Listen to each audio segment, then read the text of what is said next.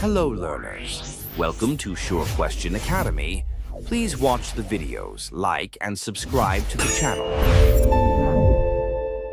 Hello. Welcome to our physics session. Today, we are going to look at a really fascinating concept that connects to simple machines. Here is our question for today. Explain an activity to prove that a screw is similar to an inclined plane.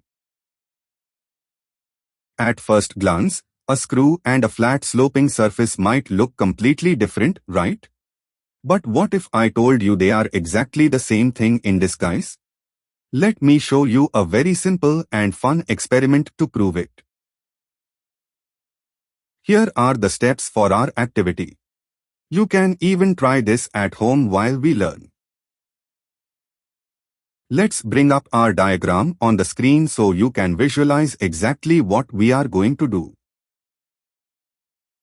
First, take a normal piece of paper.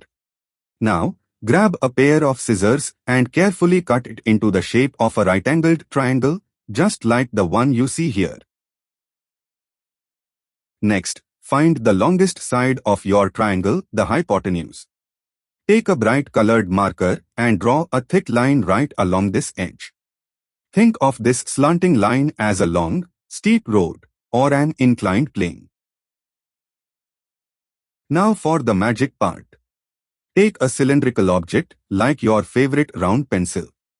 Place the straight edge of your paper against the pencil and tightly wrap the whole triangle around it.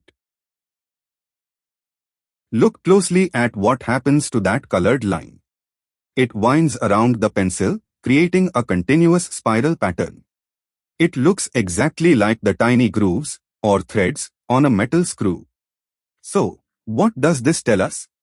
It proves beautifully that a screw is nothing more than an inclined plane wrapped around a cylinder.